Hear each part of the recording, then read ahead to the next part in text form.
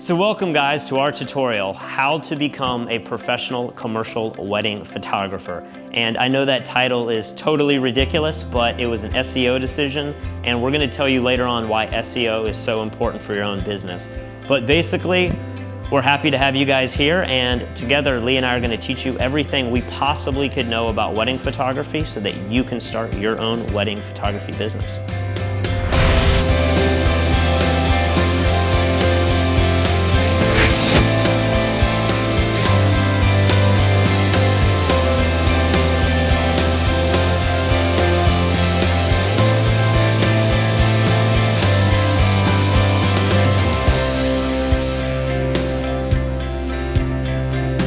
So welcome guys. I am so thankful that you took the time and the money to purchase this video that Patrick and I have literally been working on for the last 3 years. This whole wedding tutorial was basically the founding idea of fstoppers.com in general.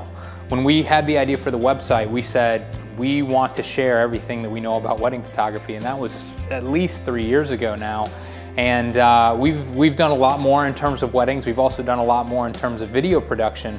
And for the last 3 years, we've been writing what's going to be in this DVD. And for the last 2 years, we've been filming it and editing it. And I am so thankful that it's finally done. No matter where you are in your career, whether you're not a professional yet, maybe you're just an amateur, maybe you're a wedding photographer already, or maybe you're a professional photographer, but even in a different genre of photography like commercial or portrait photography. We've really tried to make this video for everybody. And so if you're just getting started into wedding photography and you want to try to become a professional, we try to put everything in there for you. But we also try to put a ton of technical information in this thing as well, so that if you've been shooting weddings for a long time, there is still a ton of information for you as well.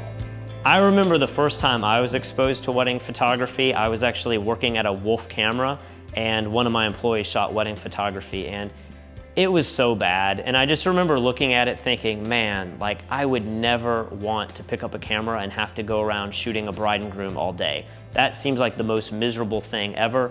And then as I became friends with more photographers, I realized that this sentiment was very common throughout photography. People have this misconception that wedding photography is the worst possible thing that you can do. But 2 years later, when I started assisting photographers at weddings, my view of what wedding photography was completely changed. The photographers I was assisting were taking incredible pictures. I mean, these images looked amazing. I'd never seen anything like this. The bride and groom and their friends were having a blast at this event, and it was just an overall good environment. And then I was having a great time because I was taking pictures that looked incredible, and I was also taking pictures of people that were having a good time.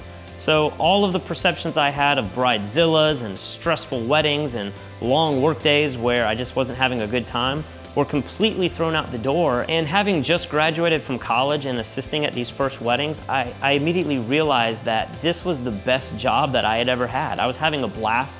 It didn't feel like work. And I was actually making more money on a day rate than I had made at any other job that I'd had up until that point. And I think right then is when a light bulb went off and I said, maybe wedding photography is something I should look more into. Throughout this tutorial, you're going to hear my story about how I kind of fell into wedding photography. But the truth is, I never wanted to be a wedding photographer. It wasn't a goal that I had. I just wanted to be a photographer in general, preferably with a focus in commercial photography. But I realized when I moved here to Charleston that making a living being a commercial photographer was extremely difficult. And weddings just kept falling in my lap one after another. And I slowly began to realize that one, I could make more money with weddings. Two, I had more free time with weddings. Three, I felt like I could make my business grow faster and bigger with weddings. And after about a year or two of shooting weddings kind of on the side, I made the decision that I think I want to do this full time. I think that I'm a wedding photographer and this is what I'm going to do. If you've never shot a wedding before, you probably have all of the same negative thoughts in your head that I used to have about wedding photography. Like, oh, it's so much stress and there's so many bridezillas and it's just the worst genre of photography you could be in. And I totally understand that. Every photographer hears that sort of thing. But I've got to tell you that that has not been the case for my career at all.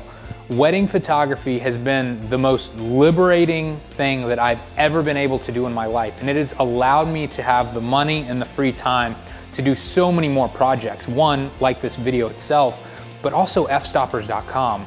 And I gotta tell you, if I was any other type of photographer, I would not have the time to run a website of that size.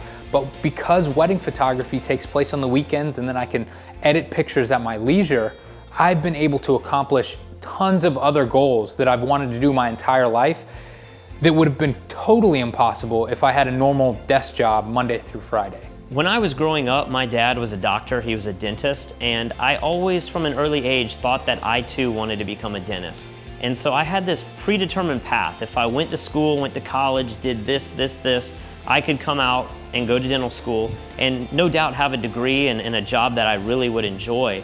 But I never realized how liberating having a job in something like wedding photography could be. Obviously, if I'd become a dentist, I still would have been an entrepreneur, I still would have owned my own business, but I never would have had the same free time that I have now. I never would have been able to work 2 or 3 days a week and then enjoy my free time however I wanted. I never would have been able to travel. I would have had so many people at my dental office depending on me to be there every day. And wedding photography has allowed me to not only have a great income, but also to live an incredible life where I have tons of free time and I can choose to use that however I want. One thing that I really enjoy about wedding photography is it gives you the option to shoot all kinds of different styles throughout the day. You can shoot products, you can shoot interiors, you're shooting candids a lot of the day. You have to know a lot about lighting. It's so fun because there's so much going on and it's constantly making you think that wedding photography to me is probably the most exciting genre of photography because there is so much diversity. So throughout this video, we wanted to try to cover every possible thing that you might be thinking of if you're wanting to get into wedding photography. And of course, that includes how to shoot pictures at a wedding. We're gonna talk about all our camera gear and our settings. We're gonna show you how to light. But more importantly, we're also going to cover every aspect of our wedding businesses from the actual business point of view. We're gonna talk about advertising and money management and what we do to make albums and how we put our pictures online. Hopefully after watching this thing, you're going to know how to market your business to a very specific type of client. We even sit down with a CPA, so you're gonna know how to get your business legal, where to get a business license and what you have to do about paying use tax and sales tax. All of these things are so foreign to most people that have never owned their own businesses before, and we try to cover every aspect of that. Now, we're gonna tell you everything that we know about weddings, but keep in mind, just watching this 12-hour DVD is not gonna make you a wedding photographer. We're gonna talk a lot about assisting in a later chapter, but I think it's so important for you to become completely consumed in all things weddings so that as you go year by year, you're getting better and better and that you're making a slow transition into this career. So I did wanna give you one disclaimer before you watch this video, and that is that weddings are incredibly important. To many people, they are the most important day of their entire lives.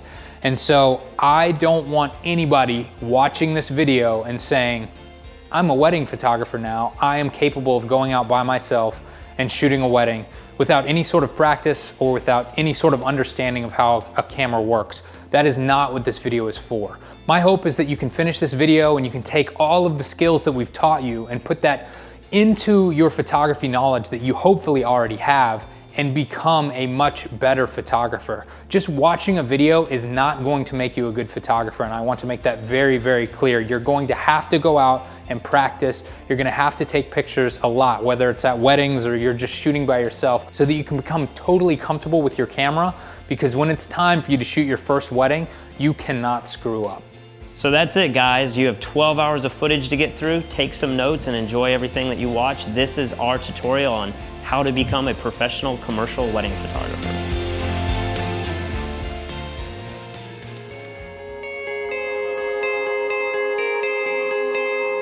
So you may be wondering, what in the world is commercial wedding photography? And basically it's just a title, it's just a genre of wedding photography.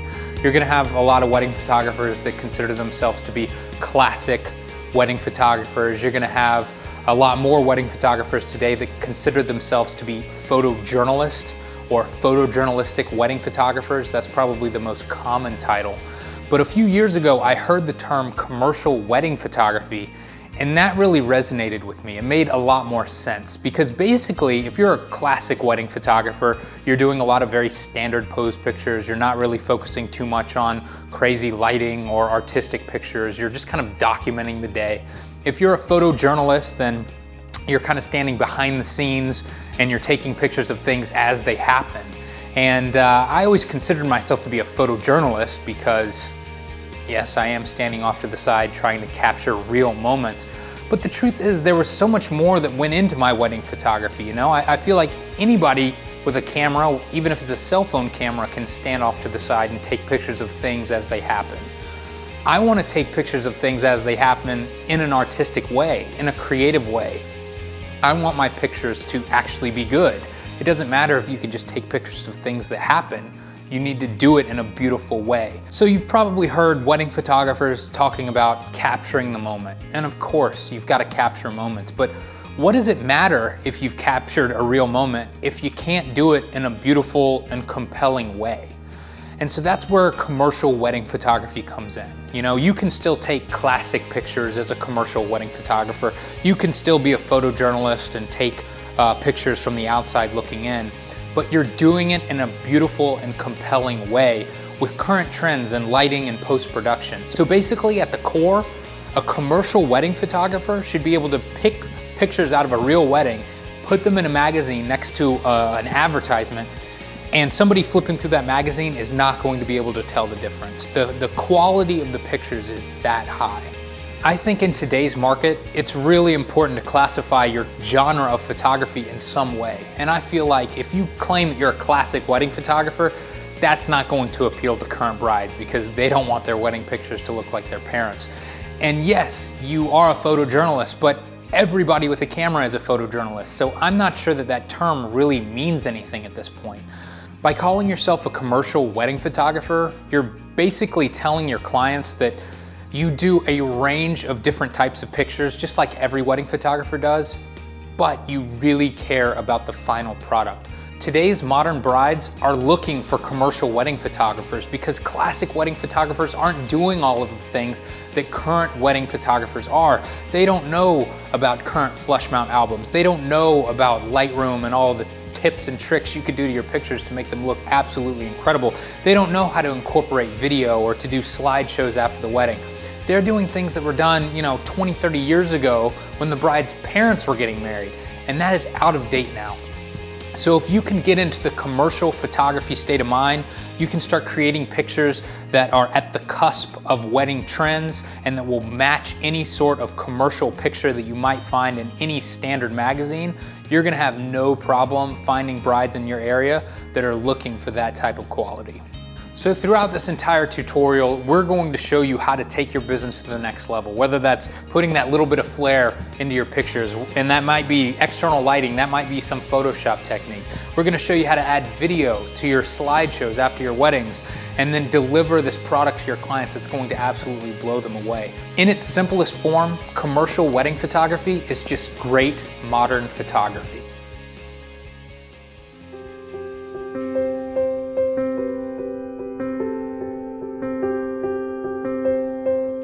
Throughout this entire tutorial, you're going to see both Patrick and I using a huge range of gear, and some of it's going to be very expensive. And if you're just getting started, I want you to know right off the bat that you do not have to start out with all of this stuff. I said when I first got started in wedding photography, man, I can't wait for the day that I can have one camera body for every single lens that I own so I don't have to actually change lenses. And I'm finally to that point. I don't have to change lenses anymore, but that is such a luxury. And most wedding photographers just starting out do not need that much camera equipment. You're also going to see us with studio strobes, and you can get away with on-camera flashes 95% of the time. Once you get a little bit better and your weddings get a little bit more expensive, you'll know when it's time to buy the Cadillac of photography gear. But when you're first getting started, you do not need to worry about spending every cent that you make back into camera equipment. Now that being said, I don't want to say that equipment isn't important at all. There are some things that you are going to have to buy if you want to be a professional wedding photographer, and you're going to have backup equipment, because I can guarantee you things are going to break. I've been at many weddings before where a lens goes down, or a camera goes down, or a battery goes down, and if you don't have a backup, you are in really big trouble. So I want to go through some of the basics that I think every wedding photographer needs to have to start a business. And then throughout this DVD, you're going to see us use a bunch of other equipment that you can buy later on down the road. And if you go to the link down here right now, you can actually see a list that we put online of every single thing that we use at our current weddings, with prices and links to where you can buy them. And if you see something that we're using later on in this video and you want to know what it is or where you can buy it, go to this link and you'll be able to figure it all out there. So let's first start off with your camera. Now, you're gonna hear many photographers tell you that you've got to get a full frame camera if you wanna be a professional, and I want to tell you that is not the case at all. I completely believe that full frame is a luxury, and maybe you're going to get slightly better pictures, but they're not that much better pictures. And if you only have so much money to spend, I would suggest putting that money towards flashes and lenses rather than your camera. Because think about it this way, when I first started in wedding photography, Nikon didn't even have a full frame camera available. The highest end camera that they had at the time was the D2X. It was, I believe, 12 megapixels. It was a crop sensor. It was $5,000. It couldn't shoot over ISO 400, but that is what professionals shot with. They shot with a camera that couldn't shoot over 400 ISO. You can now spend $600 and get a 25 megapixel camera from Nikon that can shoot up to ISO 6400, and it's basically their starter camera. It's the cheapest camera they make. And so my point is that even the cheapest DSLR that you can buy today is still better than the most high-end professional camera 6 or 7 years ago. So do not think that you have to break the bank and go out and buy the most expensive camera money can buy when you're first getting started.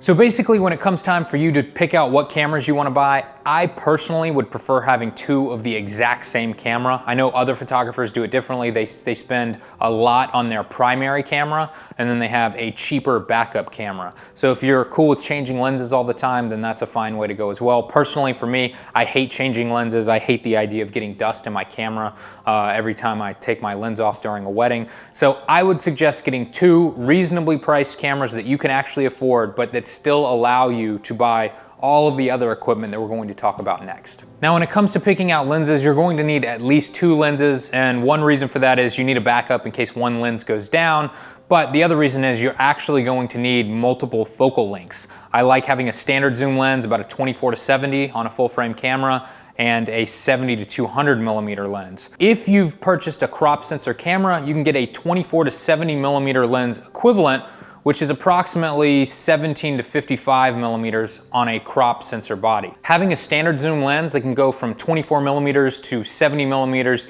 is incredibly important for getting ready pictures, or when you're in some tight situation where you've really got to zoom out to shoot what you want in the frame. Once you get outside, zooming out's really not as big of a deal unless you want to get, really wide, grand looking images. But in most cases, if I can, I'm going to shoot with a telephoto lens.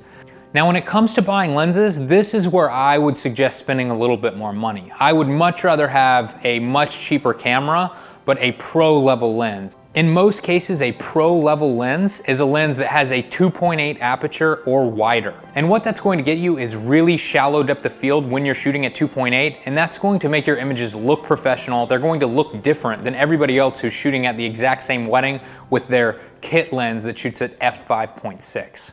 Another advantage of these pro lenses is that a 2.8 aperture or wider is going to do much better in low light. And you're going to be shooting in almost pitch black darkness a lot of times at a lot of these receptions. So having a lens that you can open up and shoot in those really dark environments is going to be incredibly important. So I would definitely suggest going pro, getting a lens that you're going to use for a long time.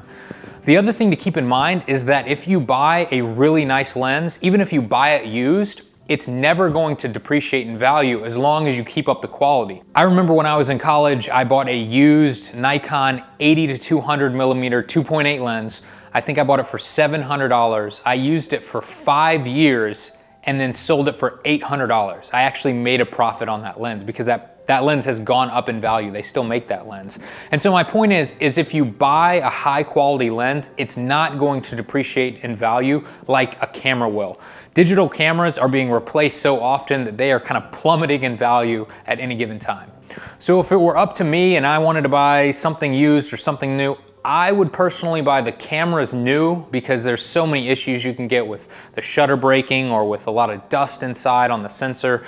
So I like buying my cameras new, but if you can find a lens in great condition, I have absolutely no problem buying that used. So here I've got a full frame camera, and this is a brand new lens that just came out by Tamron. This is the 24-70 2.8, so it's a 2.8 aperture all the way through the zoom, which I think is very, very important. And the reason that I love this lens so much is because it has vibration compensation built into the lens. Both Nikon and Canon currently do not offer a 24-70mm lens with any sort of image stabilization or vibration reduction. So at this point, this is the only full frame lens that can do this. And not only that, it's significantly cheaper than both the Canon and the Nikon version, and it's really sharp. So I'm a huge fan of this lens if you're going to buy a full frame camera. If you're going to get a crop sensor camera, I would suggest getting the Sigma 17-50 2.8 with optical stabilization. That lens is going to be significantly cheaper than this lens. It also has stabilization, and it's going to get you great looking images, and you're going to have the stabilization for shooting in low light and shooting video, which I think is really important. When it's time to pick out your next lens, I think you've got to get a 70-200 mm 2.8 lens. And there's a few different variations of this lens. Like I said earlier, Nikon actually makes an 80-200 mm lens that is significantly cheaper than this version, but it's still an incredible lens. If you don't have enough money to get this one, I think this lens might be like $2,500. You can get some incredible lenses from Tamron or Sigma, or like I said, get the slightly cheaper version from Nikon. At this point, I don't think Canon has any option for a cheaper 2.8 aperture telephoto zoom, but they do have an f4 version that is a good bit cheaper. But again, I would not go for the f4 lens. I think you're going to regret that purchase, and in the very near future, you're going to wish that you had got the 2.8 version. So if you can't afford the more expensive Nikon or Canon, I would suggest looking for a used lens or going Tamron or Sigma. The real reason that this lens is going to take incredible pictures is just because of the focal length and the 2.8 aperture. Everything else that this thing does is kind of just a luxury. It has the silent wave motor, so it's quieter and faster focusing. It's got vibration reduction, so you can hand hold it in slightly lower light. And those are nice features to have, but when you're just getting started, I do not think those features are worth 150% more for a lens. So if you don't have the money to spend on something that's this expensive, don't worry about it. You don't have to have it. I didn't have anything like this when I first started. In fact, I don't even think this technology existed when I first started. Get the cheaper lens that you can afford, get it used if you need to, and then move up when you've booked a few weddings and you have the money to do it. Now, the way I try to decide what I actually need for a wedding is I try to imagine each piece of gear breaking and what would I do if a certain piece of gear broke. So let's say you have two cameras. If one of your cameras breaks, you have a backup, you're gonna be okay. But let's say you only have two lenses. You have a 24-70 and you have a 70-200. If your 70-200 goes out, you're gonna be okay. You don't have to use a telephoto lens. It's kind of a luxury. But if your 24-70 goes out, or your 70-50, whatever you have, if that goes out and all you have left is a 70-200 millimeter, if you're in some situation where you're indoors, especially if you're on a crop sensor, which is going to exaggerate that zoom, you are going to be in a lot of trouble. So although I said earlier that you really just need two lenses, I would definitely suggest investing in a 50mm lens. This is a 50mm 1.4. I think this lens was $300 or $400. It's very reasonably priced. But if you don't have enough money to buy the 1.4 version, don't worry about it, because you can get the 1.8 version, which I believe is the absolute cheapest lens that you can get for Nikon or for Canon. I think it's less than $150 for either lens. And it's such a small lens, it's something that you can throw in any bag. And I don't shoot with it that much, but I keep this around me all the time just as a backup. In case one of my mains goes down, I have something that I know is going to take great looking images, and it doesn't cost a lot of money. What a lot of photographers don't realize is what gives professional images that professional look is really the shallow depth of field. And the fact that this lens is a 1.8 aperture is going to create beautiful looking images. I mean, a 50mm lens put on the cheapest possible camera money can buy can make it look like a pretty incredible camera. So don't overlook this lens. The only reason that I personally don't use it very much is simply because it doesn't zoom, and I like having that feature. But it's a fantastic lens, and you're going to be able to get just as good of images, if not better, than any other pro lens that's going to be in your arsenal. So at this point, you've purchased 2 cameras, you have at least 2 lenses, if not 3, and you need to get some flashes now. And I would highly suggest spending a little bit of extra money here and getting the top of the line flashes that Canon or Nikon makes. Now, I know some photographers go out and they go to a camera store and they find some third-party flash that's only $50 and they go, this is going to be the exact same. It's not the exact same, and we're going to go through how these flashes work in a later video, and you're going to see how complex these things really are. But there's a few reasons why I would suggest buying the top of the line model from both Canon or Nikon. One of the main reasons is if you go with a cheaper version of this flash, it's not going to have a PC sync jack in the side. And I'm going to show you a little bit later how we use these flashes on camera throughout the entire wedding day, but then we also take them off camera. We put them on light stands and we use them during the reception. Or we take them off and we put them in a softbox and we use that for pose pictures. And without this PC sync cord, it makes the whole thing much more complicated or impossible.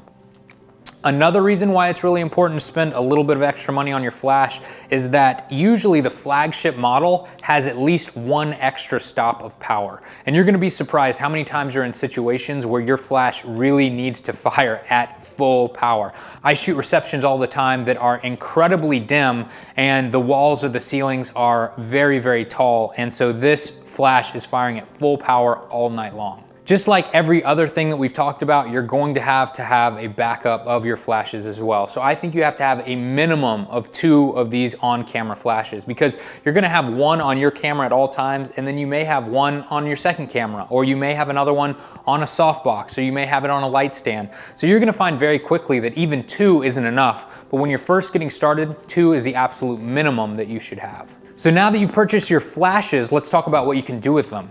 Here I've got our most basic setup, which is a small softbox on a stick. And we use this at every single wedding, every single portrait session that we have.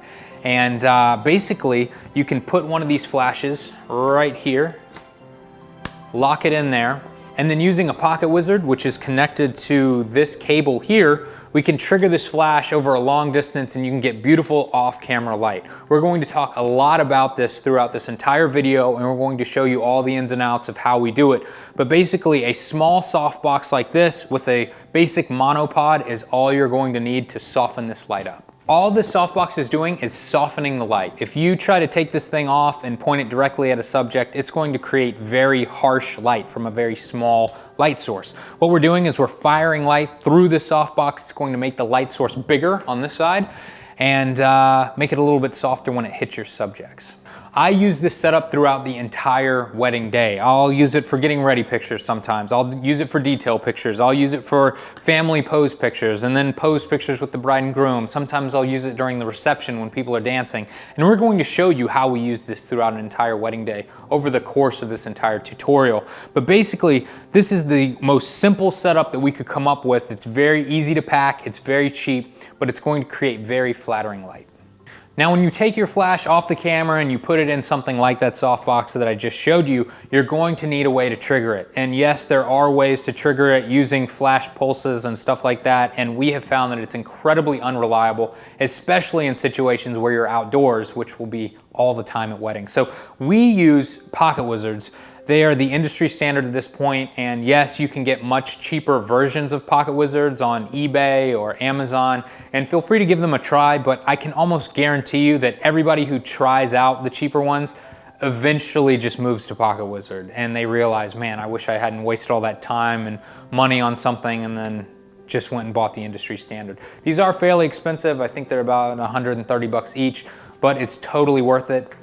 You need a minimum of 2, one for your camera and then one for the flash itself. But if one goes down, you're going to need a backup. So I say the minimum that you need to buy of these is 3 Pocket Wizards. As you get a little bit better and you have more photographers shooting under you and you're putting more flashes all over the place, you're going to realize that you can't have enough of these things. I think at this point I own 15 of these, and I literally use all 15 for one wedding. If I have 2 assistants and we have flashes all over the place, and this is also being used for my photo booth, you'd be surprised how many of these things you can actually use. But when you're first getting started, 3 will probably be enough for you.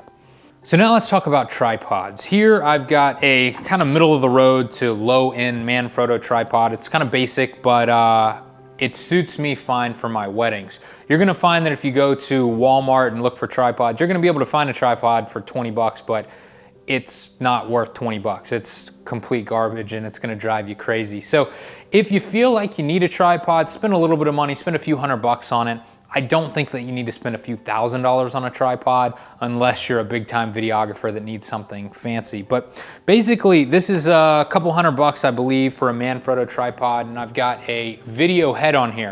And the reason I've got a video head is because I don't use tripods to take still images at weddings. I do bring tripods with me because I use them to shoot video and I use them for my photo booth. But I can't tell you the last time that I put my camera on a tripod to take a still image. I've found that if I have to lower my shutter speed so much that I have to use a tripod, my subject is going to be moving enough to blur the image themselves. And so I just find that since I'm shooting humans at a wedding, tripods really aren't very helpful to me. In a future chapter, we're going to show you a little bit more about the video that we do shoot at weddings, because we try to do both stills and videos for most of our clients.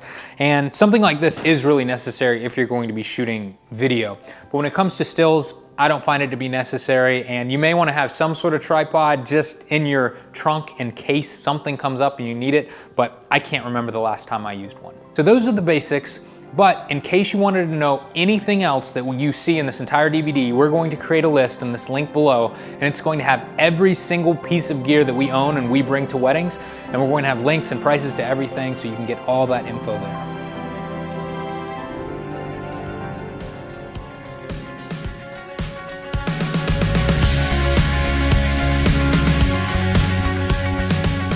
I've now been shooting weddings professionally for probably 8 or 9 years, and I can honestly say I learned more assisting in the first few years of shooting than I have in the last 6 or 7 years shooting on my own.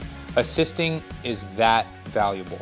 So when I first took a small interest in photography, I was still in college and I had no interest in wedding photography at all. And I went to Florida and I assisted a studio commercial photographer down there totally for free. And let me explain to you what that means. That means I mopped his floors and I carried his bags, and when he had clients come in, I would get them food and drinks. That was it. But I gotta tell you, I learned more from the 3 months that I assisted him than the rest of my career combined, because I honestly didn't know anything at that point, and I could ask him any question that popped into my head. So sure, you know, a lot of people would say, why would you want to mop the floor?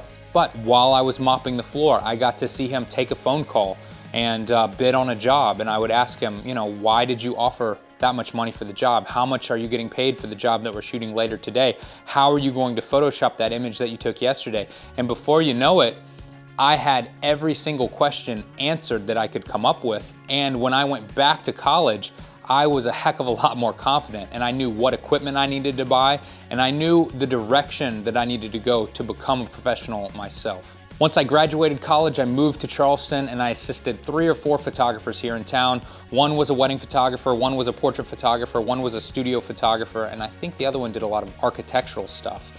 Each of these fields of photography is completely present at every wedding that I shoot. I mean, photography is basically just shaping light. You just have to understand how light works and how to light a subject, or how to use light to your advantage to create a good image. And all of the tips and tricks that I learned from all of these different photographers made me a great, well-rounded wedding photographer.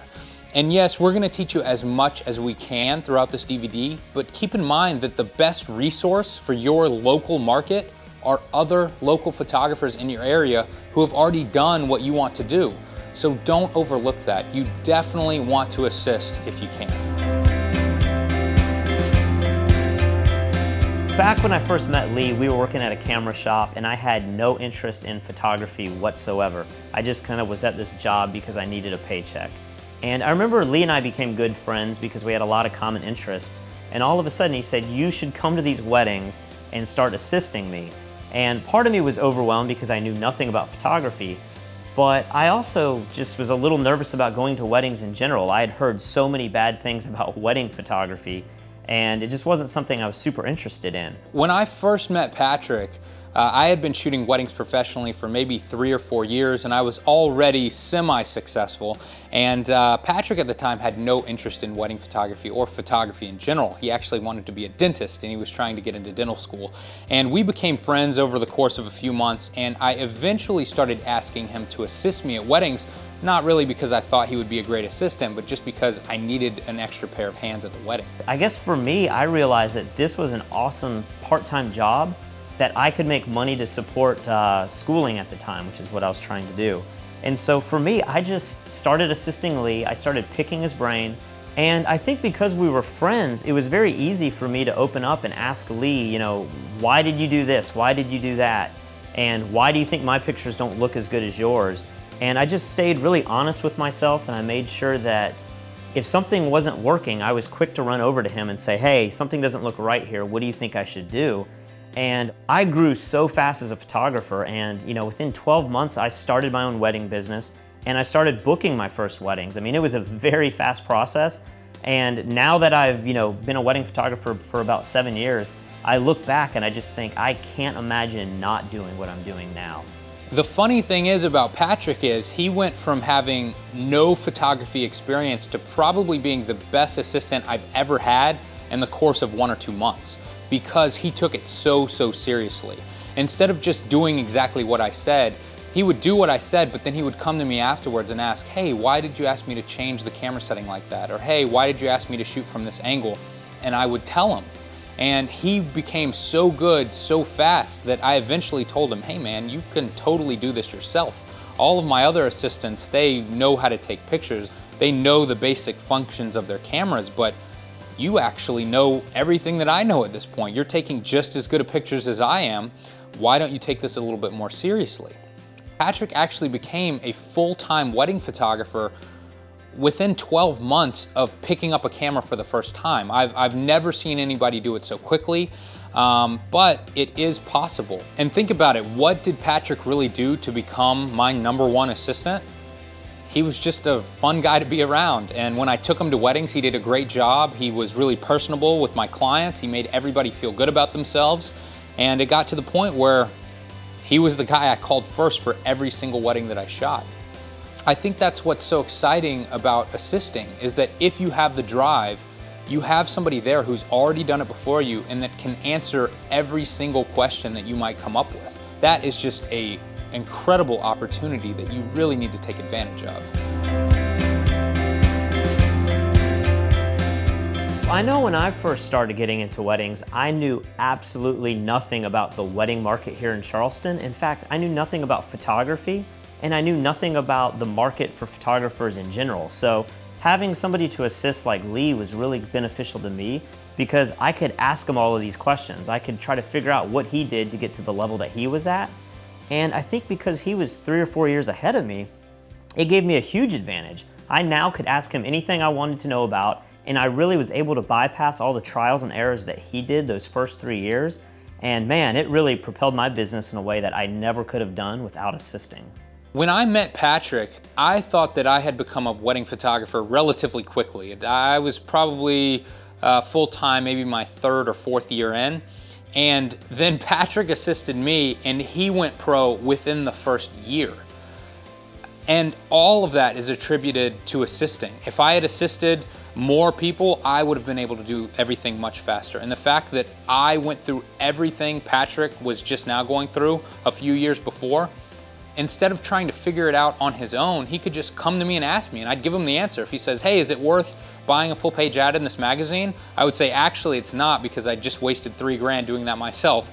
Guess what? I just saved him $3 grand by that little piece of advice. I think the hardest thing about starting your own business is just the beginning stages of trying to tackle everything at once. I remember when I first thought about starting my own business, I was just overwhelmed with things like getting a business license and paying taxes and trying to figure out where I should find my first clients. And then of course all the photography stuff as well. And because I had someone like Lee who had already been there and he'd already done everything, he was really able to tell me what I should focus on that first year. And it really helped me get a lot of the anxiety out and be able to really focus on my business in a way that was going to make it prosperous the first year or two without being overwhelmed the entire time. And so as you watch this entire DVD and you listen to what Lee and I have to say, just keep in mind that your market might be slightly different than the market here in Charleston. And the best way to really know your market is to go out and assist other photographers who have figured out a great business plan in the same town that you're working out of.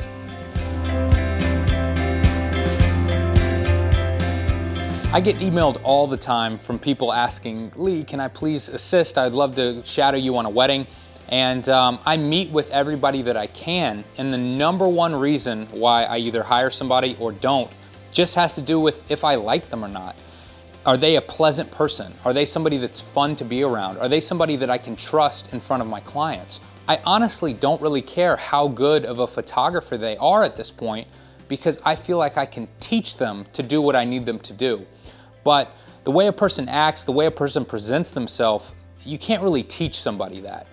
So when it comes to you finding a job, finding a photographer that you really want to shadow and learn from, you need to have the best first impression you possibly can. And that's probably not going to be an email. If somebody sends me an email and it's not personal at all, if I respond, I'm probably just going to say, hey, I'm booked right now, I don't really need any help, thanks. But if somebody can write me an email or give me a phone call and say, hey Lee, I've seen your work before, I'd love to meet you for coffee or I'd love to grab lunch with you, there's a very good chance I'm gonna say, sure, let's do that, I'm free tomorrow. So you're probably asking yourself, you need to go out and assist, but how are you going to find photographers to start shadowing? And I think, as Lee said, sending generic emails out probably isn't the best way to go about it because as a photographer, I realize how many people email me, and if there's not some personal connection, I'm just not gonna address that email, or there's a slight chance I won't address it. So what I did was I started getting involved with the photography community in general. I started going to the Art Institute. I started going to the Center of Photography that we have here when there was guest speakers. Charleston has a very predominant lunch group that meets every month, and it's just wedding photographers. So I would go there and have lunch, and I would meet 20 photographers in one day. And all of a sudden, over a couple of months, I was able to make personal connections with other photographers in my area. And that just really opened the door because now I could approach anybody and say, hey, I've been shooting for 3 or 4 months, I would love to assist you. And because they personally knew me, it was so much easier to get my foot in the door. And also I could then choose the photographers whose work I really liked. And because it was a tight community, everybody felt like they knew me a little bit better than they actually did because I wasn't just emailing single people and no one correlated who Patrick Hall was. And so you're gonna find just in life in general, it's all about who you know and the personal relationships that you start. So start networking now and meet as many people as you can. And if you do a good job and you remain humble and you really work for that photographer, word is gonna get out. And then when you ask that other photographer, hey, do you mind if I tag along at your wedding? They're gonna know your reputation and they're gonna be happy to bring you on. So make a personal connection with the photographers in your area, and you'll be shocked that if you do a good job for one photographer, they're gonna tell their friends. I can tell you from experience that the best assistants that I've ever had are not great assistants for me for very long because they start getting booked up by everybody else in town. If you're a good assistant, if you have a good attitude, you work as hard as you possibly can for that photographer, it should not be difficult for you to get as many assisting jobs as you want. This may sound strange, but I would actually prefer to hire somebody that doesn't have much photography experience at all, rather than somebody that has a lot of photography experience. And the reason for that is, the guy that has a lot of experience always comes in with an attitude. He always thinks he knows what he's doing. He always has his own opinions, and when I ask him to go do something, he's gonna say, well, I would prefer to do it like this, or I would normally do it like this, or maybe this way is a little bit better. As the head photographer, I don't want to deal with that at all. I would much rather hire somebody who really doesn't know anything about photography and teach them from the ground up so that they shoot exactly how I want them to shoot, rather than hire somebody on who's going to do their own thing. So keep in mind, when you're looking to be an assistant, the photographer is not trying to hire another one of them. Your job is to make the photographer that you're working for look as good as you possibly can. And that photographer is going to ask you to do things sometimes that you may think are silly, or you may think are wrong, or you may know a better way to do it. And it's your job to keep your mouth shut and to do what they ask you to do. And so many assistants struggle with that because they think they know it all, they think they have so much experience, but the truth is, if you really were that good, then would you be assisting? Of course not. So when you're assisting other photographers, remember to act humble. Remember to learn from every single person. And then when it comes to your own career, you can decide what aspects of each photographer that you've assisted you did like and you want to incorporate in your own business, and what aspects of different photographers do you hate that you want to stay away from.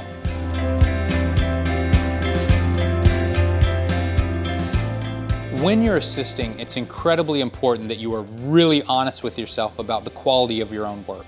You are in a great situation right now where you get to work side by side with another successful photographer in your area, and you need to be honest with yourself and compare your pictures to that photographer's. Because if your pictures are much worse than that photographer's, then you're going to struggle to be successful.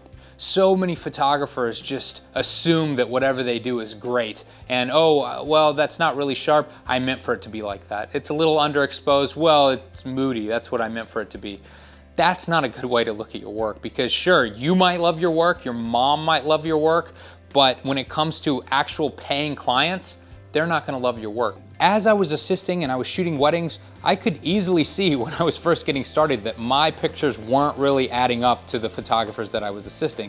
They were much better than me, and I would kind of get depressed because I'd see my pictures and think it was good, and then I'd make sure to check out their shots and theirs would be a lot better. But over time, I got better and better and better, and before you know it, I felt like my pictures were even. And then after shooting a little bit longer, I felt like my pictures were even better than them. And at that point, once you feel like you're on an even playing field, you should be confident to charge at least the prices that they are charging. I think reviewing your images after a wedding is perhaps the most important thing you can do as a photographer. Even if you're a good photographer, shooting weddings is so fast-paced that there are a lot of mistakes that you're gonna make that you might not make in a situation that you have more control of, like a studio or a slower engagement shoot where you really have time to slow down and get everything perfect.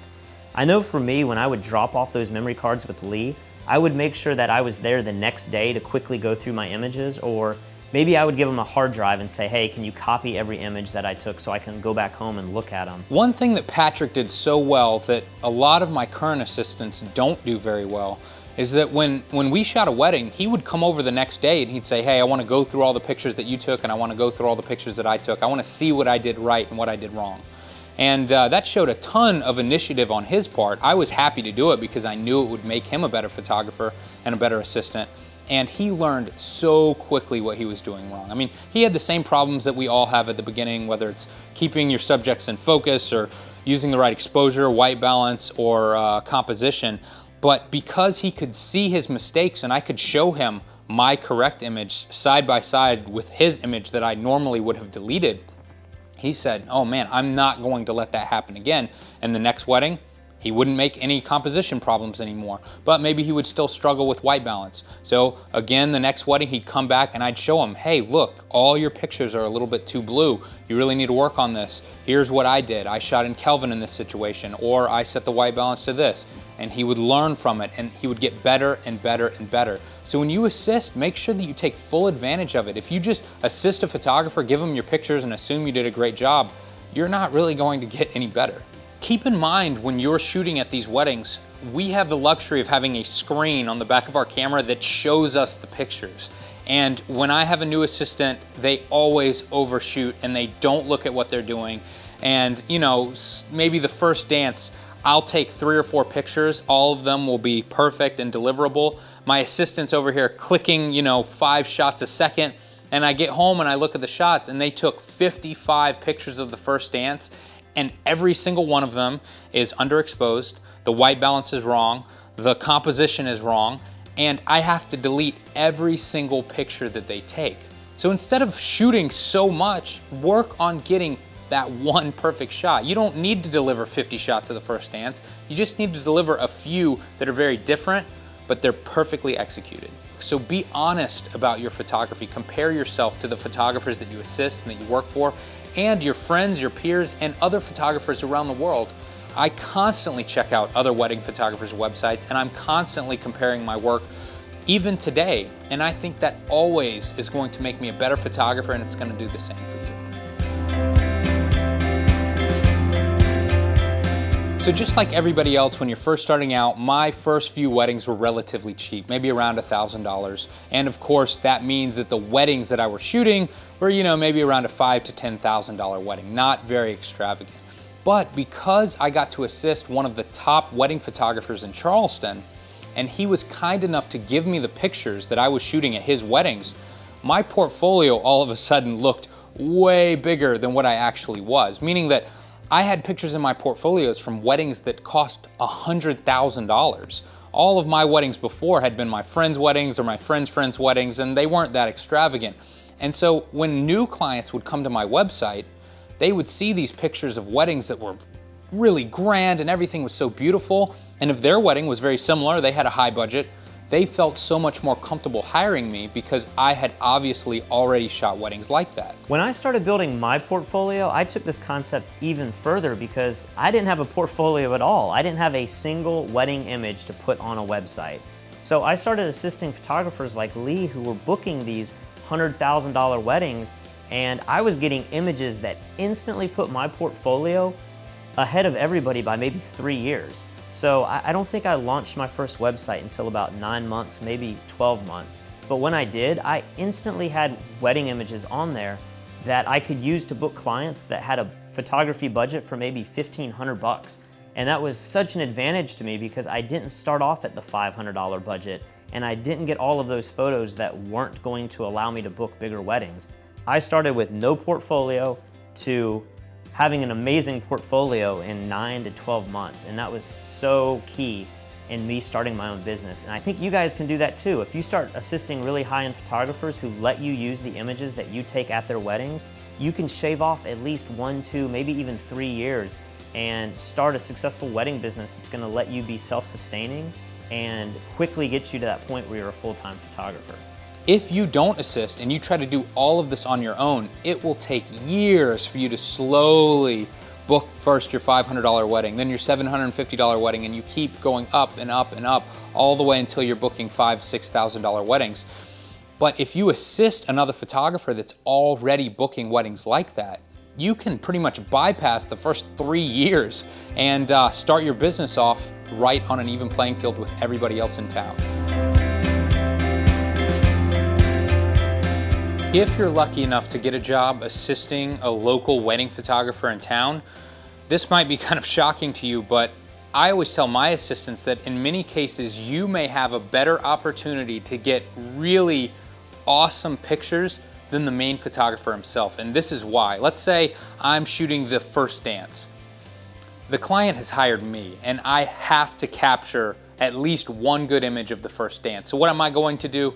I'm going to do the same thing I do for every single wedding. I'm going to bounce light up into the ceiling. Maybe I'm going to have one kind of light from behind, but I'm going to create a very standard shot that I create at every single wedding. But let's say Patrick is assisting me at a wedding. He has the opportunity now to do something completely different. He might try to light the couple from behind and create some sort of moody silhouette shot. I would never be able to do that myself because it's just too risky. I don't have enough time to set up that lighting scheme and then try something else before the end of the first dance. But as the assistant, he can try anything that he wants to, of course, if the photographer tells him it's okay. A lot of people might find this strange, but I still like to assist. I don't go out and assist a whole lot, but there are times where photographers are in a bind and they need another photographer. And when I go and assist another photographer, I kind of treat it as, a fun time where I can work on my own portfolio. Because just as Lee said, I can go out there and take photos that the main photographer just isn't going to gamble with. You know, I can light something in a unique way, or I might have a vision in my head that I've never been able to pull off at my own wedding, but now because all the pressure's off me, I can go out there and really kind of shoot for fun and make sure that I cover everything that the photographer needs me to cover, but it allows me to really get creative. And you know, maybe through one of these moments of creativity, I find something that works so well that I can then bring it into my own business, and it might become my go-to shot because I know exactly how it works out. A really good example of this is how we light our receptions with the kicker light. I remember assisting Lee for maybe a full year, and we used to just bounce light into the ceiling, light up the whole venue, and they were very clean images. But one day I decided, hey, I've been reading about putting lights behind people. Why don't we try to put something on a light stand and use it as a kicker light? And now that setup is at every single wedding that I do. I think a lot of my assistants fail to realize that they can really shoot anything during a wedding. Just because I'm shooting it doesn't mean they have to shoot it the exact same way. For instance, let's say the bride and groom are cutting the cake and I'm shooting that, and I have another assistant shooting that. My third assistant doesn't also need to get that exact same shot. Maybe they could shoot from behind, or maybe they could get the reaction of the parents, or maybe they could get the reaction of one of the bridesmaids taking a picture. There's so much other stuff that's going on during a wedding day. Remember to think outside the box. If the main photographer has something and you feel like the image is already gotten, then move on to something different and give that photographer something that they didn't even think about. That's how you're really going to impress them. If you can give a photographer these different angles and these different storylines that are going on throughout the wedding, it's only going to make their work look better, it's going to make the slideshow look better, and at the end of the day, their client's going to be that much more excited that they hired that photographer and his team, and it's going to be a good reflection on how you've grown as a photographer as well. So keep in mind, while you're assisting, of course your first goal needs to be to do whatever that photographer asks you to do. But if they allow you to be a second shooter, you have the opportunity to really figure out what your style of photography is. If you want to try something or do something new or try to come up with a moodier image, now's the time to do that, because when you start shooting weddings of your own, you're not going to be able to take risks like that. When you start advertising yourself as a photographer, it's pretty amazing how many people will contact you to do all kinds of odd jobs that might not be related to the type of photography that you advertise for. I remember working with a commercial photographer, and he would get phone calls for family portraits, and he absolutely hated shooting family portraits. But when I would hear that phone call come in, I would say, hey, I would like to shoot family portraits because I needed the money at the time and I wanted the experience. He was really nice and would almost always give me those jobs. If I was shooting with somebody in Charleston who shot food, you know, everyone would say, hey, I have a daughter who's getting married. Do you shoot weddings? And the food photographer would say, nah, I don't really do weddings. I was right there on set and I could say, hey, I've been to a few weddings. I would love to help your daughter out. So it's very easy for these professional photographers to throw you these jobs because they're getting asked to do them all the time, even if they're not marketing themselves as a wedding photographer or as a family photographer. So don't think that assisting is just all about learning. It really is beneficial to have these relationships because you can actually get jobs from these photographers. Every time I assisted photographers, they gave me jobs, okay? So maybe I was only making 10 bucks an hour and I was sweeping up a studio 5 days a week, but when a small job would come in that photographer wouldn't want to do, they would say, well, I've got an assistant here that'll do it. That was so valuable to me. Or when I was assisting the other wedding photographer and a bride might call him and he was already booked for the date, he knew I was starting up my business, he would send clients my way. That was so valuable to me. And really that just comes with having relationships with other photographers in town. I would definitely recommend being social, getting to know as many people as you can. And if you assist people, especially for free, they're gonna help you out as best they can.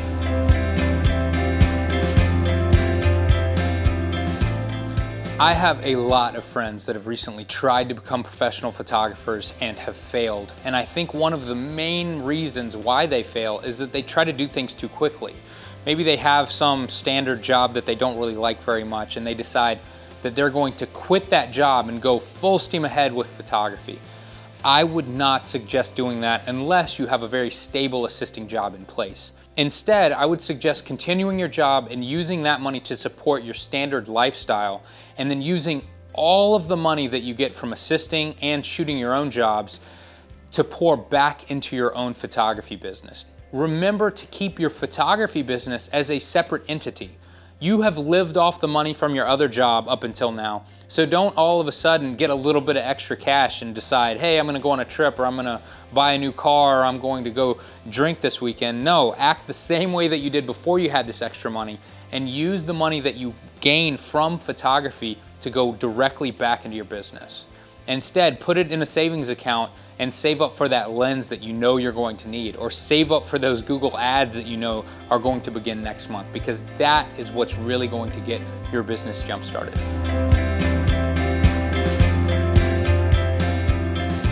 One thing that's going to be very difficult for us to show throughout this entire DVD is all of the wedding traditions and schedules that happen consistently throughout pretty much every wedding.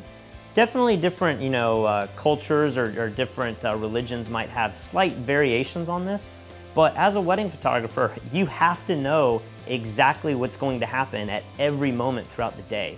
The only way to really learn this stuff is just to assist at a lot of weddings and become familiar yourself with the overall wedding schedule.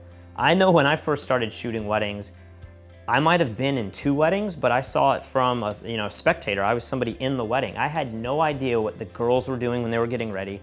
I had no idea really what was happening during the ceremony, because maybe I was a guest or maybe I was standing up on the aisle. And I knew nothing about when the cake cutting was, when the first dance was. And these things change slightly, but you need to know there are 10, 20 shots that you have to get at every wedding. And the only real way to do that is just to familiarize yourself with a bunch of weddings. So before you start booking your own weddings, you need to make sure that you're completely comfortable with the overall timeline of a wedding and that you know what is expected of you when you go as the main photographer. One example of this is at Catholic weddings, the minister never tells the groom that he can now kiss his bride. And I'm always expecting that shot at the very end of the ceremony. I'm always waiting to hear that phrase. But I think the first time I was at a Catholic wedding, I was an assistant, and the couple just wound up having their first kiss in the middle of the ceremony, and I completely missed the shot. But luckily the main photographer, he got that shot, and so now I'm very aware that anytime I shoot a Catholic wedding, I tell all of my assistants that the first kiss is probably not going to be announced at all, and it might happen earlier than you think.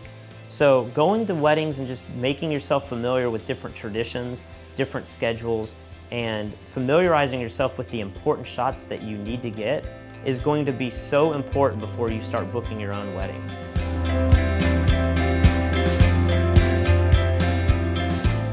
Always remember to remain humble when you're assisting another photographer.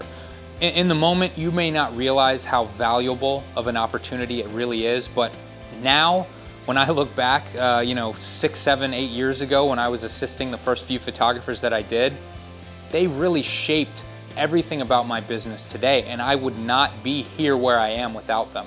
And therefore, when some of those same guys call me to this day and say, hey Lee, can you help me out? Even though I make more money than they do now and I may be more successful than they are, I will drop anything to go assist them 100% for free, because I really feel like they have helped me out that much. So we've mentioned a lot about being a humble assistant and just really doing everything you can for the main photographer. And this point's really hit home for me now that I'm hiring my own assistants. The type of photographer I was towards Lee is exactly the same sort of photographer I try to hire when I'm hiring my own assistants.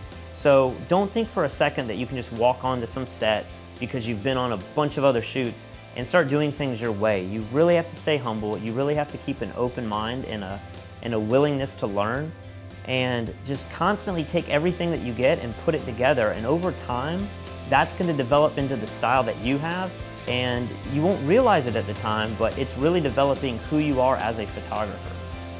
I can't tell you how many times I've had a new assistant come along that acts like they know everything, or that they're doing me a favor by helping me out, and that's the last time they ever assist me. I don't want to work with people like that. I want people to really feel like this opportunity that I'm giving them is just as valuable as the opportunity that other photographers gave to me.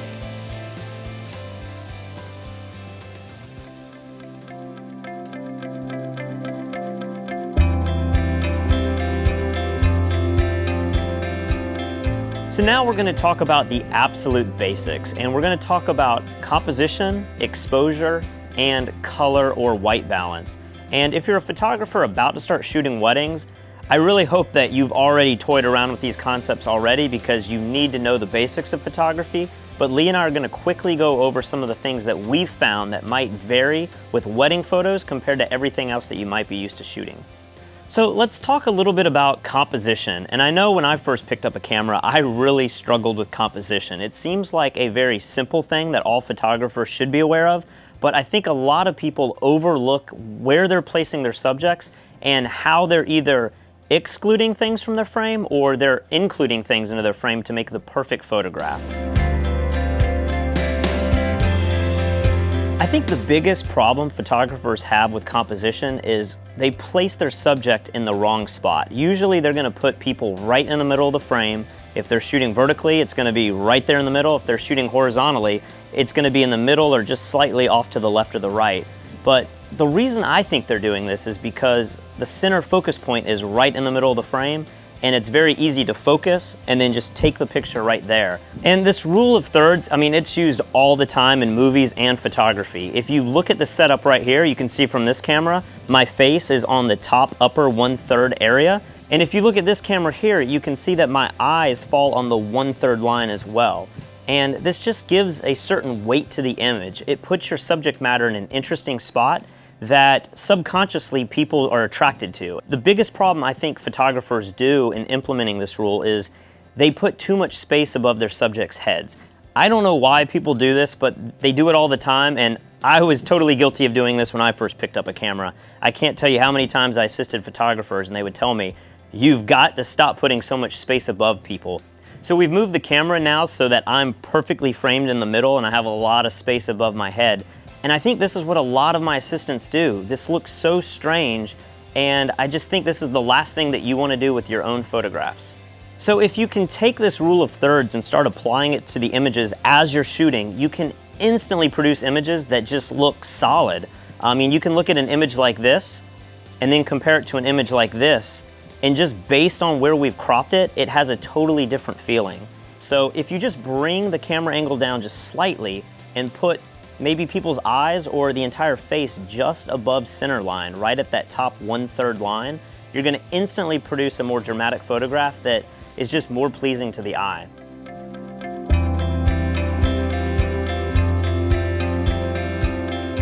I think one of the biggest problems that I see with photographers when they first start shooting weddings is they don't shoot tight enough.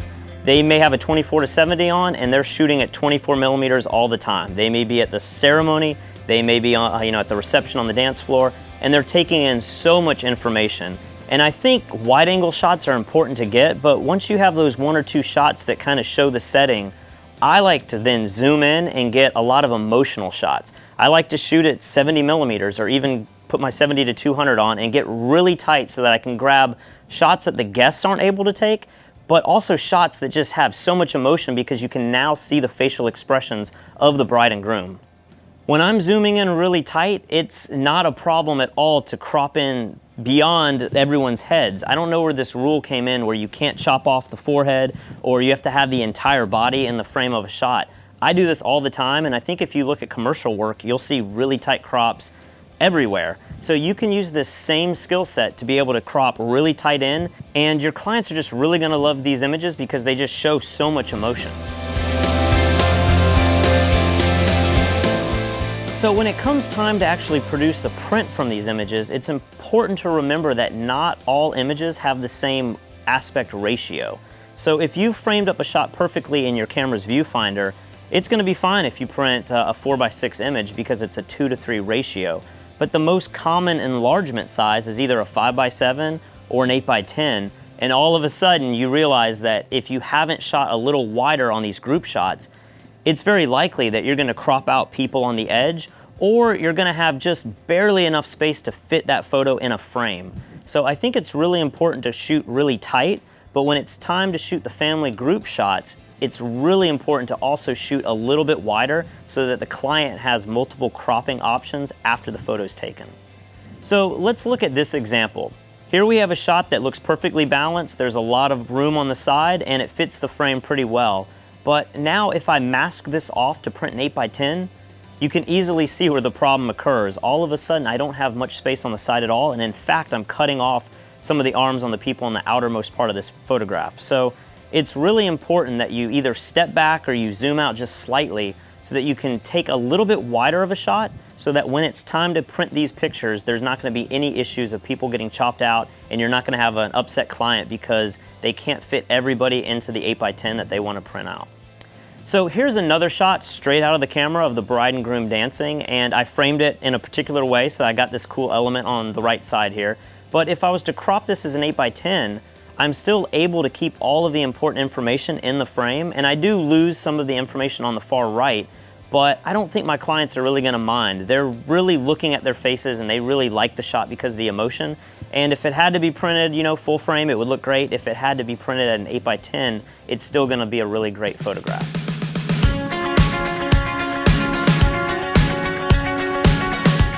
Another composition tool that I use all the time is I like to put a slight little twist on my images.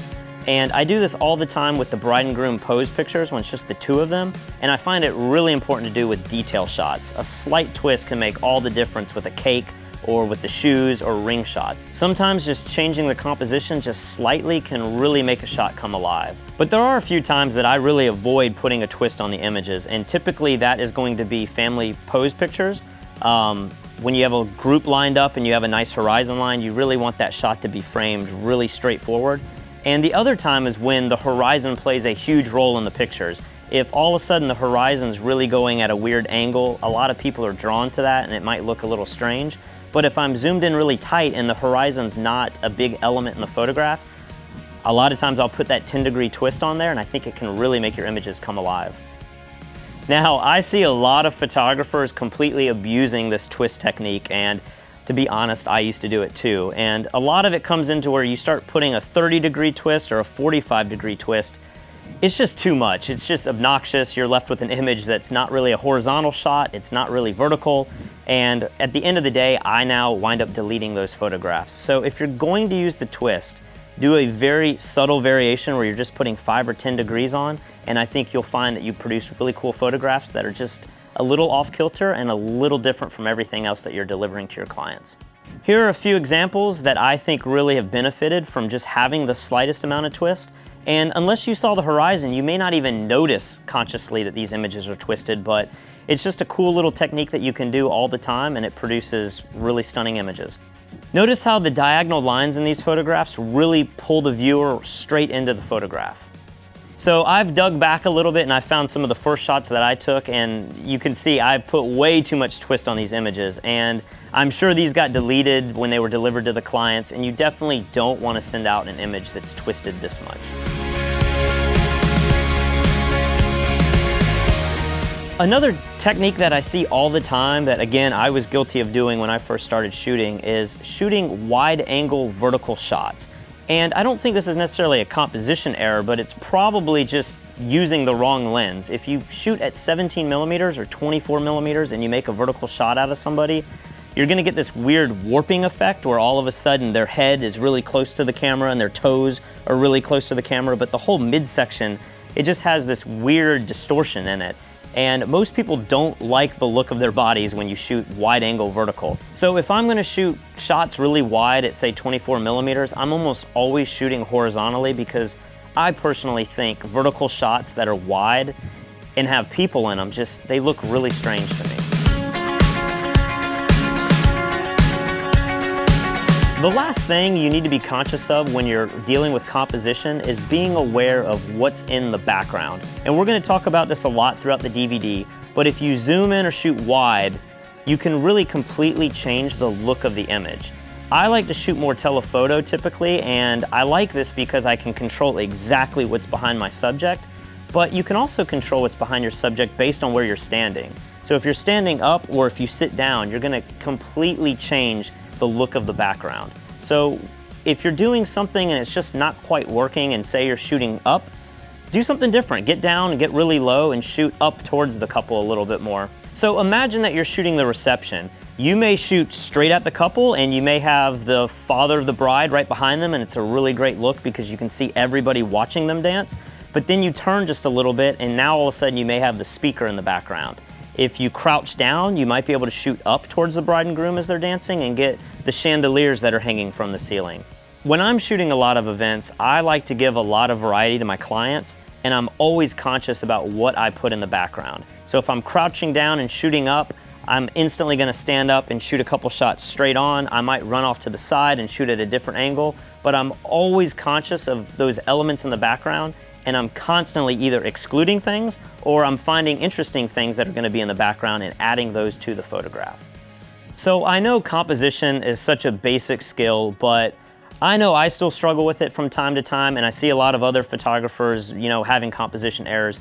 But I hope I've given you a few things to think about so that when you take photographs, you can really be conscious of how you're composing your photographs.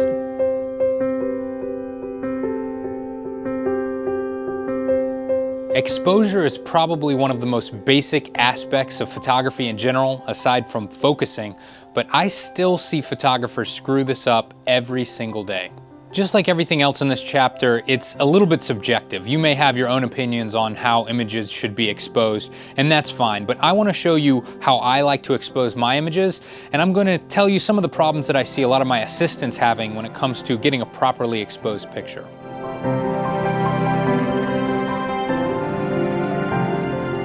So in case you're not exactly sure how your camera exposes, let me give you a very quick rundown.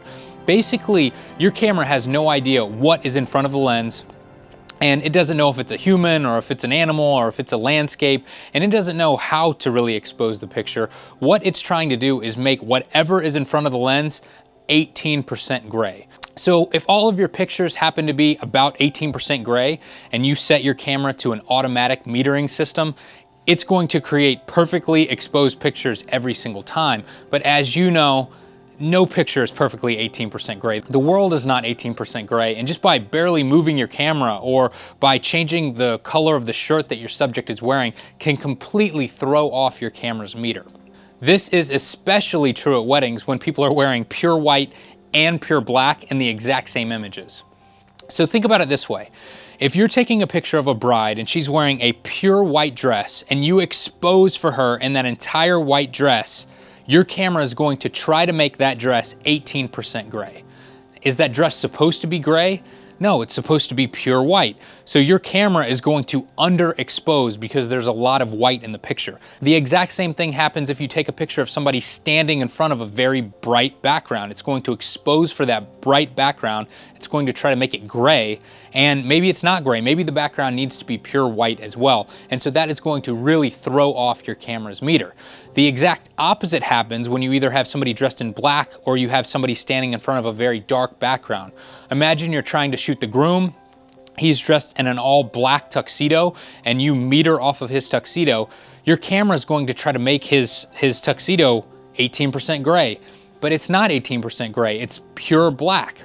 So what's going to happen is the tuxedo is going to be a little bit overexposed, and you could probably crush the blacks a little bit, but more importantly, your subject, the groom's face, is going to be completely blown out. You will also notice that this is a really big problem when you're shooting outside at night because your camera has no idea how much to flash, because no matter how much it flashes, it's not brightening up the background at all. And so you're constantly going to be struggling with overexposed images outside at night as well. Now, if you're shooting 100% natural light and your camera's in manual, this isn't going to be a problem for you because chances are you're going to be walking around changing all of your settings before each and every shot, and you can look at an image very quickly and then rotate the knob to darken it or brighten it and fix the image as you go. The problem really occurs when you add a flash in automatic or TTL mode, and that's when metering comes back into play. Now, if you were shooting natural light and you had your camera in some auto setting like P mode or shutter priority or aperture priority, you are going to struggle with your meter giving you different settings every single time you take a picture, and that's going to be a constant struggle. But I always shoot in manual at weddings, so that isn't really a problem for me. The problem happens when I turn on my flash, because I usually like to put my flash in an automatic TTL mode. So I keep my camera in manual, But depending on what my camera is actually metering, that will determine the output of my flash on top of the camera. So sometimes I'm getting wildly over or underexposed images due to my flash output. This is constantly a problem at every single wedding when the bride and groom are getting ready. Let's say I'm shooting the bride and I manually set my camera for the ambient light, and then I have my flash turned to TTL, and I start taking pictures, and I notice that they're a little bit underexposed because the bride's dress is white, my camera's metering a little bit incorrectly. So what I'm going to do is set the exposure compensation on the top of my camera to overexpose the image. Basically, I'm telling the camera to expose more than it thinks it should. And this completely ranges. I wish that I could say, when you're shooting the bride, you just need to overexpose by 1 stop, but it's never quite that simple. So what I'll usually do is overexpose, usually 1/3 of a stop, all the way up to 2 full stops to compensate for the incorrect metering on the bride's white dress. Keep in mind that when your camera is set to manual, changing the exposure compensation button will do nothing because manual basically gives you complete control over your ISO, shutter speed, and aperture. And so rotating that knob isn't going to do anything to actually change your camera settings. But if you have your flash on your camera or you have your pop-up flash on and it's set to an auto mode like TTL, the exposure comp will change the output of your flash. So let's say I'm shooting the bride and I realize I need to overexpose with the exposure compensation button by 1 full stop to get a correct exposure when I'm metering off of her white dress. That may work fine while I'm shooting her in the exact same room, but I may step into the next room, and the second I take a picture of the groom in a black jacket, I may be 3 stops overexposed at that point. So I need to look at the pictures as I'm taking them and then change the exposure comp from +1 all the way down to -2. Again, I'm not changing any of my camera settings, I'm simply changing the output of the flash itself.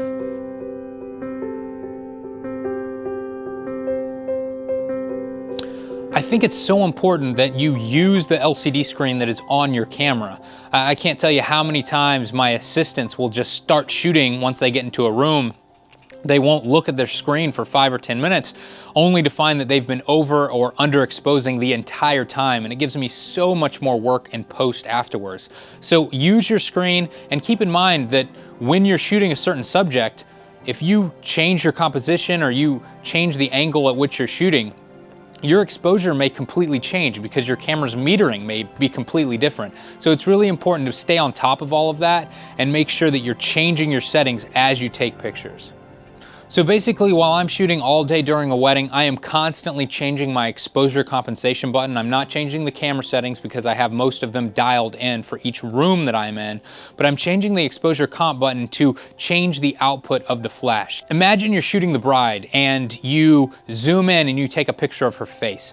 That may be a perfect exposure because the human face, Caucasian skin, is approximately 18% gray. But let's say now you zoom out and now you're getting a little bit more of her white dress.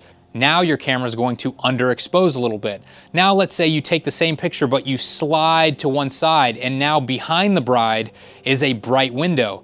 Your camera is going to underexpose even more. I think it's really important that you realize how your camera's working, how it's metering, and you stay on top of it through the entire wedding. After you do this for a little while, I can guarantee you will get pretty good at guessing what your exposure comp needs to be set to. I know for the first wedding of each season, I'm kind of slow. I'm definitely looking and thinking a little bit more about my settings, but after I get back into the swing of things and I've shot a few weddings, I get much, much better. And at this point, I am good enough to walk into any room and get pretty close to guessing all of my settings.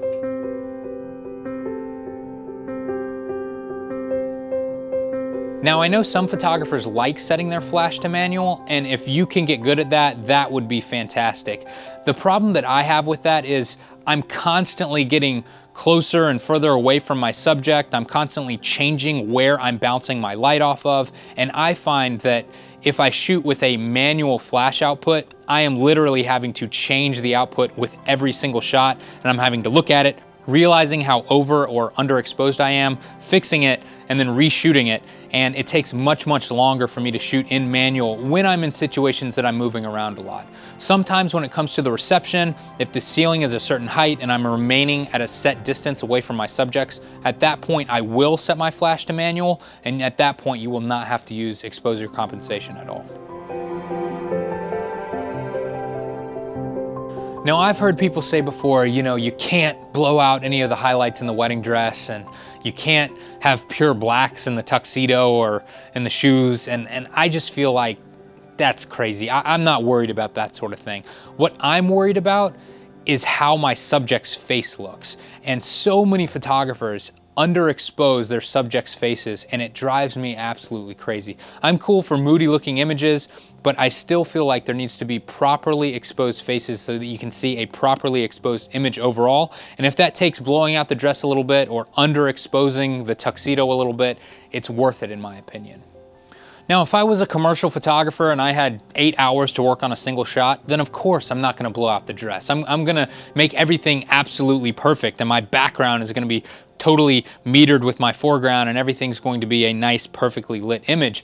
But you can't do that for 4,000 shots on a wedding day. You have to just shoot as you go, and you have to do as best you can. And I would much rather get that perfectly exposed shot on somebody's emotional face and blow out a little bit of the dress than to properly capture the dress and then have some dark face that if you try to pull up and post afterwards, it's going to be really grainy. For the first 7 years of my wedding photography career, I shot JPEG, and that didn't give me much leeway at all when it came to exposure. I had to be so perfect every single shot, or else I had to delete the image. But the nice thing is, with cameras today, they have so much dynamic range saved into every single RAW file that you can fix almost any issue as long as you got relatively close to the correct exposure. And if you have something like a blown out spot on a dress, you can bring it back. And if you've underexposed the bride's face a little bit, you can lighten that up in Lightroom afterwards. So don't get too worried about being perfect right now, but I still think it's important for you to Photoshop those images or use Lightroom or whatever to make the finished image look as good as you possibly can.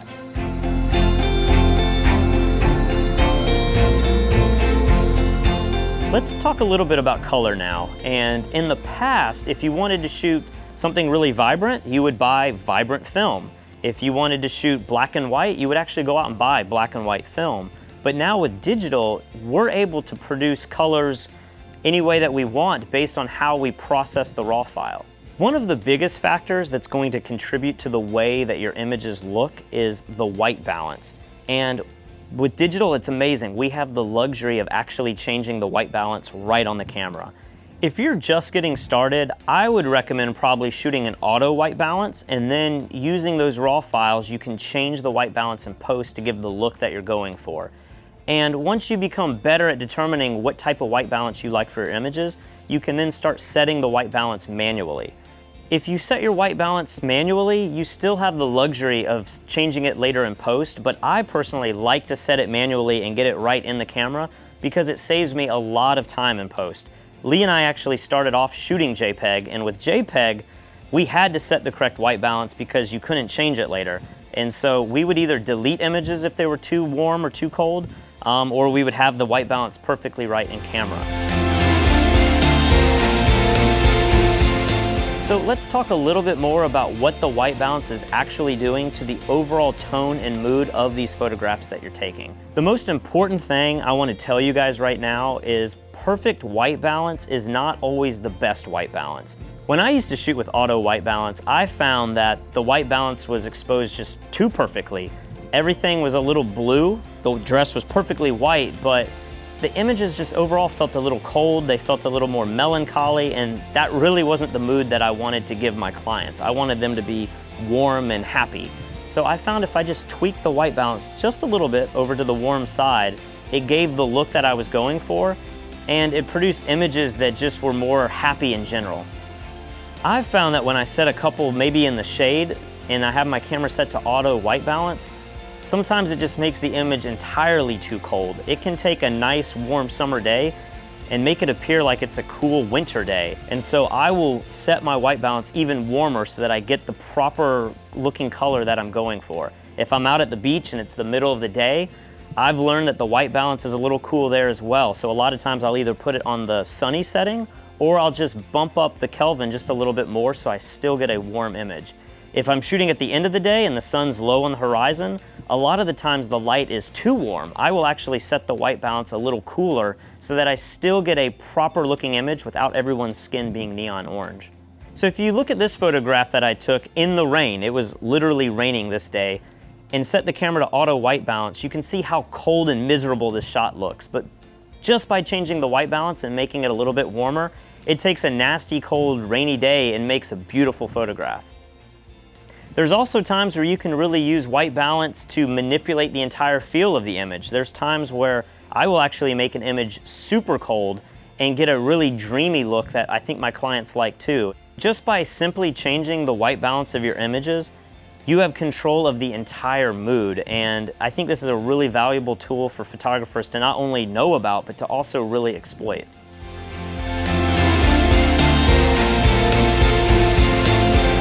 Another thing that I really want to touch on with color is you need to decide if you want your images to be very vibrant or if perhaps you want them to be very muted and subdued. And I personally like very vibrant colors. I like my images to pop, I like dark blacks, really bright whites, and I like my saturation to be a little bit higher than what it probably is out of the camera.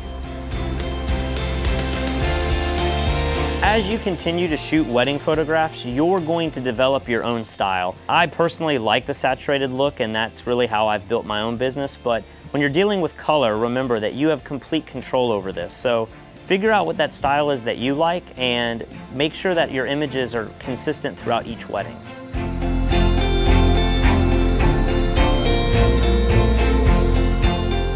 One more color correction tool that I use quite a bit is the magenta green slider. And I just find that sometimes if you're in a park or if your camera gets the white balance correct with the warm tone, sometimes it still might be a little green or it may actually be a little too purple. And so I will slide this around just a little bit to tweak the colors even more. And in this photograph you can see everything has a slight green tone. This was auto white balance straight out of the camera. But if I tweak just a little bit to the magenta side, I'm able to produce an image that I just think has a warmer look to it and the skin tones just look a little bit more natural.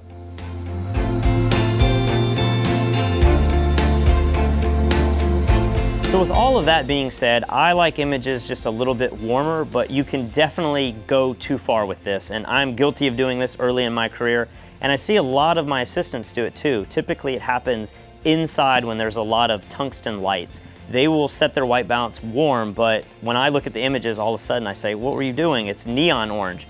So here's a few examples of shots that are just way too orange, and if you shot these in RAW, you could pull it back and save them. But I think it's really important that you keep your eye on your LCD screen at all times so that you can catch these mistakes before they happen. So guys, I know exposure, composition, color, and white balance are very elementary things that every photographer thinks about, but you would be amazed when you're out there shooting a wedding and you're nervous and you have a million things going through your mind, how easy it is to overlook these very simple, basic skills. So I hope we've given you some things to think about while you're shooting your next wedding.